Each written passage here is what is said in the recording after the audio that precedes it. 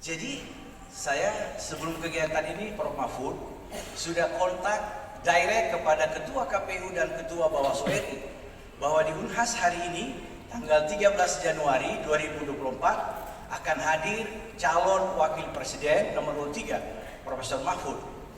Kata Pak Hasim, silahkan, alhamdulillah, terima kasih banyak sudah membantu KPU. Unhas sudah membantu KPU. Yang kedua, sebagai ketua Satgas yang dimandat oleh Pak Rektor, penting untuk saya sampaikan di forum ini bahwa Pak Rektor Unhas, Profesor Dr. Insinyur Jamaluddin Jompa MS, sudah menyampaikan secara formal 3 surat yang sama kepada 3 pasangan capres. Jadi kita sudah menyampaikan surat kepada pasangan capres nomor 1, nomor urut 2, dan nomor urut 3. Di antara 3 pasangan capres itu, apa boleh buat, saya harus sampaikan secara terbuka. Baru kali ini pasangan capres nomor 3 yang merespon segera dan surat Pak Rektor. Secara terbuka saya sampaikan, komunikasi saya bangun kepada tim Pak Anies dan tim Pak Prabowo. Namun yang alhamdulillah merespon cepat dan penuh hormat adalah tim pasangan capres nomor 3. Kita berharap, sebagaimana penegasan Pak Rektor tadi, bahwa 3 capres itu berkenan hadir untuk sama-sama kita berdiskusi membedah visi misi calon. Jadi kepada teman-teman media, tolong di-highlight, Unhas mengundang ketiga capres, ketiga cawapres, namun yang pertama kali merespon adalah tim pasangan capres nomor urut 3. Terima kasih Profesor Mahfud. Bapak Ibu semua, saya akan segera memperkenalkan 3 orang dosen Unhas yang merupakan panelis kita. Ini juga prosesnya sangat ketat untuk melahirkan 3 orang. Diskusinya panjang, dan setelah berdiskusi dengan tim Satgas serta mendapat arahan dari Pak Rektor, hari ini kita akan mendengarkan 3 orang panelis terpilih dari Universitas Samin. Saya akan mengundang berturut-turut. Pertama, Profesor Dr. Amran Razak, SE MSc. Beliau adalah Guru Besar Kebijakan dan Politik Kesehatan, Fakultas Kesehatan Masyarakat Unhas. Pernah menjadi pembantu Dekan 3 Fakultas Kesehatan Masyarakat dan pernah menjadi pembantu Rektor 3 Unhas periode 98 hingga 2021. Juga pernah dipercaya sebagai staf ahli Menpora tahun 2010 hingga 2013. Juga pernah dipercaya sebagai staf ahli Menteri Kelautan dan Perikanan periode 2014 hingga 2015. Serta sekarang ini beliau adalah Ketua Kolegium Administrasi dan Kebijakan Kesehatan Ikatan Ahli Kesehatan Masyarakat Indonesia sejak tahun 2010. Terima kasih Prof. Amran, ahlan sahlan. Selanjutnya saya mengundang dengan hormat panelis yang kedua, Profesor Dr. Marzuki Dea. Beliau adalah Guru Besar pada Fakultas Ekonomi dan Bisnis Universitas Hasanuddin. Beliau menyelesaikan S1 di Fakultas Ekonomi Unhas, S2 dan S3 diselesaikan di University de Nice, Sofia Antipolis, Prancis. Beliau pernah menjadi anggota Badan Supervisi Indonesia periode 2005 hingga 2014 dan juga pernah menjadi Rektor Institut Bisnis dan Keuangan Mitro dan saat ini adalah Komisaris Independen salah satu bank daerah. Kemudian yang ketiga, panelis yang ketiga, dengan hormat saya mengundang Bapak Profesor Tasrif Sulungan, MSc, PhD. Beliau adalah Guru Besar Fisika Teoretik dan Komputasi Fakultas MIPA Universitas Hasanuddin. Menyelesaikan S1 di Fakultas Sarjana Fisika Unhas tahun 91, MSc di University New South Wales Sydney Australia tahun 2000 dan PhD di Tokyo Metropolitan University tahun 2004. Selamat datang Prof. Amran, Prof. Marzuki dan Prof. Tasrif. Beliau tadi sengaja kita tidak pertemukan dengan Prof. Mahfud lewat transit, Prof, supaya soalnya tidak bocor. Jadi arahan Pak Rektor agar 3 panelis yang terhormat itu tidak menunggu Prof. Mahfud di ruang transit, agar benar-benar pure kita akan mendengarkan bagaimana beliau membedah visi misi calon pemimpin bangsa. Baik Bapak Ibu yang saya hormati, tiba saatnya dengan penuh bangga saya mengundang calon pemimpin bangsa, calon wakil presiden nomor 3 yang terhormat Profesor Dr. Haji Muhammad Mahfud MD. Silakan, Prof.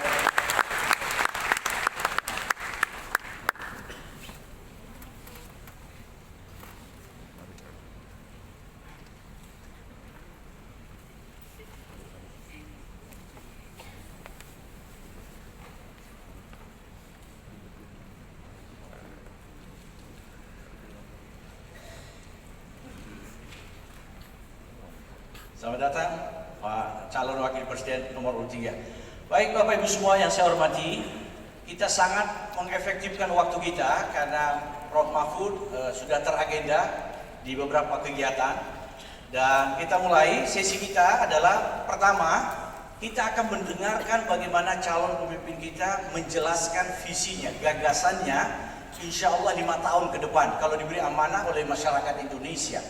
Prof. Mahfud yang saya hormati, saya sangat berharap Prof. Mahfud bisa menggunakan kurang lebih 20 menit.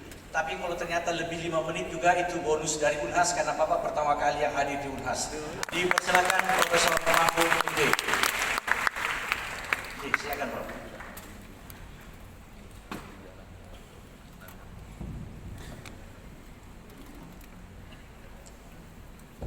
Assalamualaikum warahmatullahi wabarakatuh.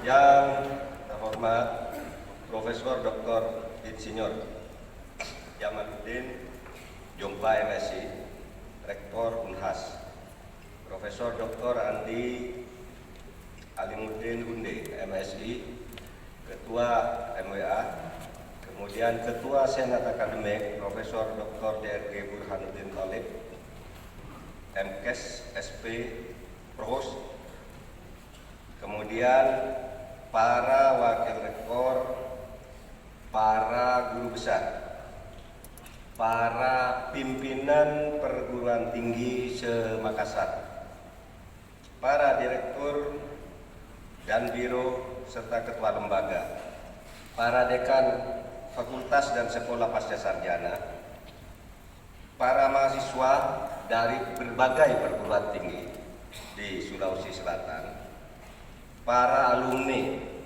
Universitas Hasanuddin, dan saudara-saudara sekalian. Baik, visi itu adalah pandangan ke depan tentang mau diapakan Indonesia ini 5 tahun ke depan. Saudara, biasanya visi itu tidak cukup sebenarnya hanya dibaca atau dikenali dari bacaan. Saya selalu mengatakan gini, visi itu apalagi untuk calon presiden, wakil presiden, biasanya itu dibuat oleh sebuah tim yang terkadang itu ya mungkin kurang dipahami oleh yang buat, oleh yang calonnya. Karena apa? Ya karena dibuatkan sehingga semua dibuat baik gitu, tidak berdasar pada data dan kemungkinan apa yang bisa dilakukan. Maka saya katakan, kalau Anda mau memilih calon pemimpin, visi yang harus dinilai itu dikaitkan dengan track record pengalaman hidup. Ini calon-calonnya kan punya perjalanan hidup di berbagai jabatan. Nah di situ dilihat, kalau misalnya, wah saya akan membangun ekonomi kerakyatan dengan contoh pola hidup sederhana. Cocok lah, ya bagus, itu ala Indonesia. Tapi orang yang begitu kalau hidupnya tidak sederhana kan tidak masuk akal jadi visi.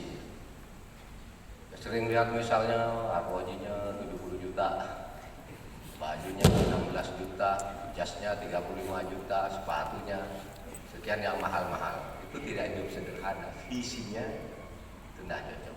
Saya akan menegakkan hukum. Bagaimana perjalanan hidup dia? Menegakkan hukum atau melanggar hukum? Nah, visi itu kan ditulis, tapi dia sendiri betul menegakkan hukum atau tidak? Saya akan menegakkan perlindungan HAM. Apakah benar dia mau menegakkan perlindungan HAM? Dan Terusnya termasuk pokoknya akan memberantas korupsi. Bagaimana orang korupsi mau memberantas korupsi? Nah, oleh sebab itu mari bedah sekarang visi misi saya dalam bidang yang sudah disiapkan oleh tim saya. Saudara, saya punya slide. Saya akan berhenti di 20 menit, Pak. Selesai atau tidak selesai? Nanti kan bisa jalan. Pertama, saudara, kami itu mempunyai visi Indonesia unggul. Indonesia unggul, Indonesia yang lebih baik. Ada yang bertanya gini, Pak, Indonesia unggul itu melanjutkan program pemerintah yang sekarang atau perubahan? Menurut saya tidak ada pertentangannya melanjutkan dan perubahan. Melanjutkan itu harus mengubah juga. Nggak bisa melanjutkan begitu saja. Mengubah itu tidak bisa begitu. Mengubah harus ada yang dilanjutkan. Oleh sebab itu ketika saya ditanya tentang itu, saya katakan kalau dalam agama Islam itu al-muhafadzatu bil qadimis sholih wal ahdu bil jadidil aslah. Kita memelihara yang lama yang baik dan membangun yang baru kalau ada yang lebih baik. Jadi tidak usah dipertentangkan. Kan orang bertanya, ini apa sih posisinya? Memperbarui atau mengubah? Melanjutkan atau mengubah? Tidak ada. Sama sekali tidak mungkin menurut saya hanya melanjutkan atau hanya mengubah. Memang harus jalan tengah kalau di dalam kaidah fikih itu. Oleh sebab itu kalau saya diminta satu pernyataan yang lebih spesifik dari visi itu adalah ya, menjadikan hukum sebagai panglima untuk kesejahteraan rakyat. Kesejahteraan rakyat, panglimanya adalah hukum atau penegakan hukum untuk kesejahteraan rakyat. Kenapa? Saya sering mengatakan begini, saudara, hukum tuh di Indonesia nih, itu tidak bisa disembunyikan. Itu tidak bisa disembunyikan. Memang hukum kita itu compang-camping. Pembuatannya compang-camping, pelaksanaannya compang-camping. Itu hasil SIGI, lembaga internasional yang berpusat di Jerman. Itu di Indonesia hukum tidak ada kepastian, penegakannya tidak jelas. Orang minta izin usaha dikasih IUP, belum digarap sudah diterbitkan IUP lain ke orang lain, atau ditunda-tunda, lalu dikorupsi lagi. Maka di Indonesia itu indeks persepsi korupsinya paling sekarang turun drastis. Dan kemudian akibatnya apa? Akibatnya angka kemiskinan kita sekarang masih sekitar 9,7%. Nah, saudara, saya punya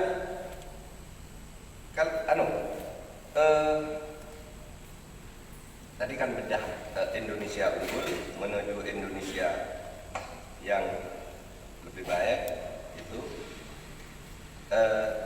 Ini kemudian saya katakan gini, kalau kita menuju Indonesia lebih baik, ingin Indonesia menuju Indonesia emas di tahun 2045, itu syaratnya pertumbuhan ekonomi rata-rata sejak tahun 2021 sampai tahun 2045 rata-rata 6. Kita sejak tahun 2020, 2021, 2022, 2023 di bawah. Berarti harus ada kompensasinya. Kedepannya jangan hanya 6, karena menutupi lubang-lubang yang sudah ada dan mungkin akan ada di depan. Nah, saya katakan gimana caranya?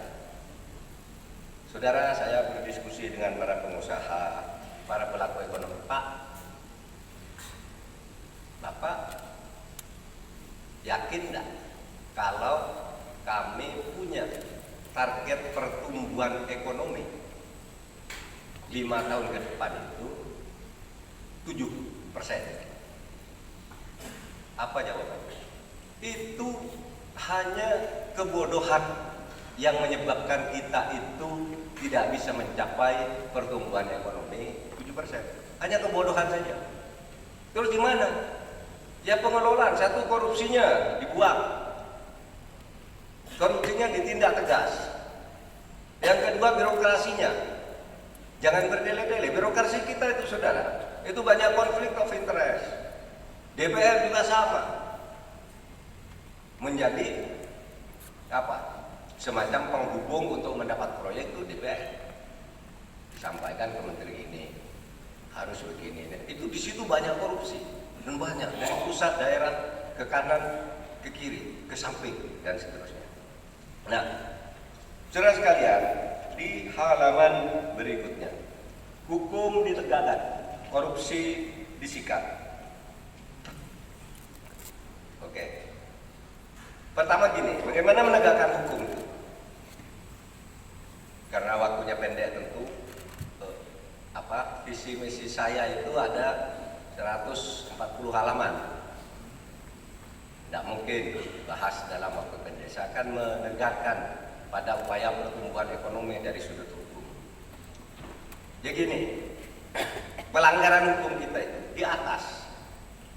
di atas antar pejabat dan penguasa hitam itu berkolusi untuk main-mainkan proyek. Ini yang pejabat. Di daerah-daerah ada mafia tambang, itu di backup oleh aparat. Mafia penjahat itu backup oleh aparat. Rakyat kecil itu hak-haknya dirampas. Tanah misalnya ya. Berapa ratus ribu hektar tanah milik masyarakat adat tiba-tiba beralih ke pengembang. Coba. Sehingga saya katakan penegakan hukum itu ke atas. Harus penegakan hukum secara tegas tanpa pandang bulu. Ke bawah adalah perlindungan untuk kaum lemah. Strateginya dua, atas sikat. Apa bisa Pak? Bisa. Asal presidennya mau. Itu kan semua ada di presiden. Mungkin ada yang bertanya, Pak, Bapak kok ngomong gitu? Pak Mahfud, apakah tidak kontraproduktif dengan pemerintahan sekarang di mana Pak Mahfud ada di dalam? Enggak. Karena yang saya katakan ini adalah apa yang dikatakan oleh Pak Jokowi. Nih, pada tanggal 5 November ketika kami baru dilantik, Pak Jokowi mengumpulkan seluruh gubernur, bupati, wali kota, kejaksaan tinggi, polres, seluruh Indonesia dikumpulkan, 4.000 orang di situ. Tapi datunya aja, saya tahu bapak-bapak ini suka ngigit, suka korupsi. Kalau ada lapor, digigit yang lapor, diperas. Itu pernyataan Pak Jokowi. Ada lagi rapat baru-baru ini tahun lalu lah. Laporan Pak Jokowi di mana seorang bupati, wali kota atau gubernur itu didatangi, diperiksa proyeknya belum selesai sudah dimintai pertanggungjawaban. Lalu disuruh menyediakan uang macam-macam. Itu sampai Pak Jokowi rapat. Jadi yang saya katakan itu bukan Pak Mahfud kan ada di dalam, kok dia aja enggak, saya tidak dia. Pak Jokowi juga pernah bilang waktu di Bali, para polisi, kalau engkau ditugaskan ke suatu tempat, kok saya lihat yang didatangi pertama preman, sowan ke preman. Itu Pak Jokowi yang bilang di Bali. Nanti dilihat jejak digital. Nah ini soal hukum. Dan itu tidak bisa hanya dibilang begitu. Harus ada langkah-langkah yang strategis untuk melakukan itu. Nah, saudara sekalian, kalau ditanya program, sudah saya sebutkan program itu banyak sekali program. program itu banyak sekali. Saya tidak masuk ke teknis ilmu para panelis ini, itu bidang saya. Itu nanti masukan untuk kebijakan, tapi kalau teknis ilmu fisika, ilmu ekonomi, ilmu apa saya jadi kebijakannya aja nanti. Tapi pada segi-segi yang seperti ini, yang untuk rakyat kecil, saya mempunyai atau kami mempunyai 21 program unggulan. Buruh supaya naik kelas, tidak kalah kalau berhadapan dengan pengusaha, dan UMR-nya harus diperhatikan.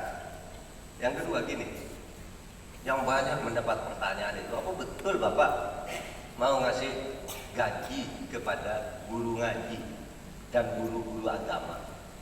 Iya, karena saya Mahfud MD dulu belajar kepada guru ngaji,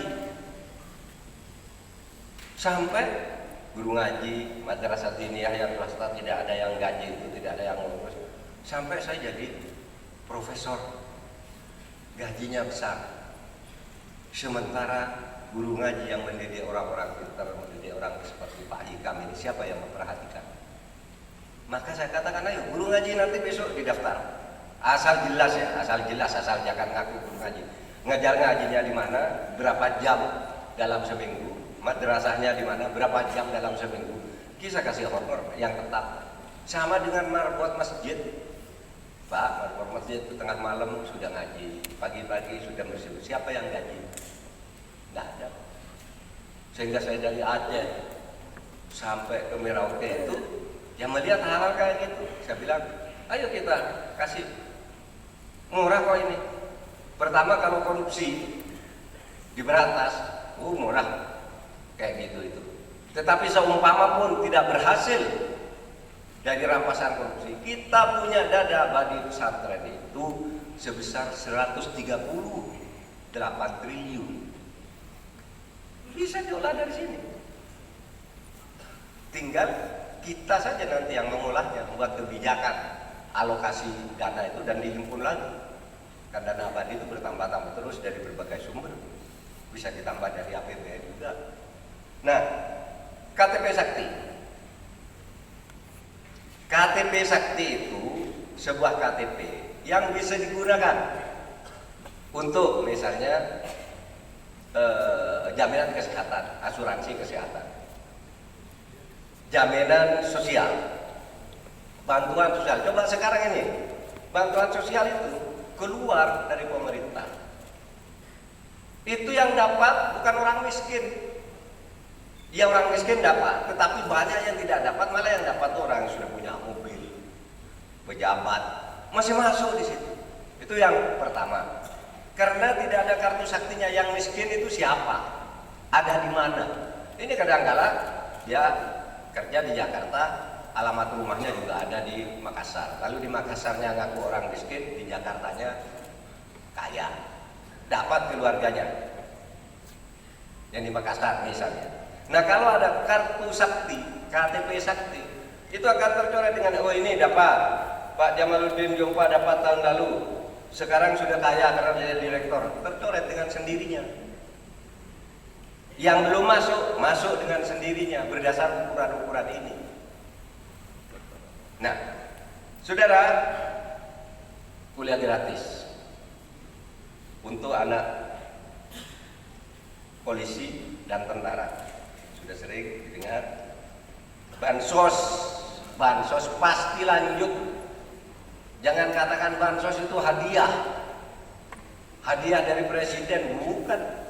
Itu ada di dalam Undang-Undang Dasar pasal 34 ayat 1 itu bunyinya, fakir miskin dan anak terlantar dipelihara oleh negara. Pasal 34 Undang-Undang Dasar kita. Nah itu salah satu bentuknya bagi yang orang-orang yang masih miskin, kasih bansos dulu sampai dia meningkat kehidupannya. Maka sesudah itu di setiap keluarga kita ambil satu, kamu sekolah sampai perguruan tinggi, negara ini sekolahkan. Kalau kamu sudah berhasil bangun keluargamu. Satu desa, satu fasilitas kesehatan dan satu nakes. Profesor panelis ini bidangnya ini. Lalu ada tentu sikat KKN, ya, KKN kolusi dan nepotisme. Nah, saudara sekalian, ini ada ini. Internet super cepat. Internet super cepat dan gratis. Kemarin saya di Surabaya datang ke sebuah warung kopi. Ramai bukan main. Kenapa? Di sana ada internet gratis. Sambil minum kopi dapat internet gratis. Ternyata sekarang internet itu menjadi kebutuhan dasar, salah satu kebutuhan dasar, mulai dari orang kecil, tukang ojek, sampai mahasiswa, sehingga ramai sekali di sini. Nah, ke depan kita akan bangun nih BTS kemarin yang dikorupsi 8 triliun itu kita teruskan. Korupsinya kita penjarakan, koruptornya kita penjarakan, proyeknya kita teruskan, bikin BTS, penyalur jaringan-jaringan internet itu. Kemudian kecepatan daya jangkaunya juga sudah dihitung.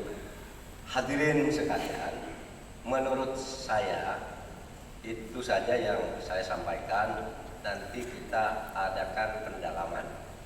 Pendalaman itu bisa berupa bantahan, bisa berupa pertanyaan, bisa berupa usul.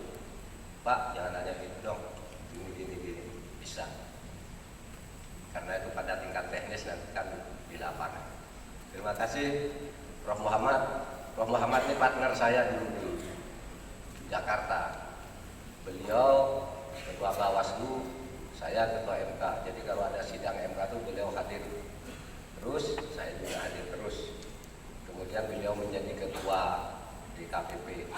DKPP itu Dewan Kehormatan Penyelenggara Pemilu. Kalau Bawaslu itu mengawasi pelaksanaan pemilunya, kalau DKPP itu mengadili penyelenggara pemilunya. KPU dan Bawaslu itu kalau salah nanti yang mengadili itu DKPP, mengadili secara etik, secara kehormatan. Terima kasih. Assalamualaikum warahmatullahi wabarakatuh.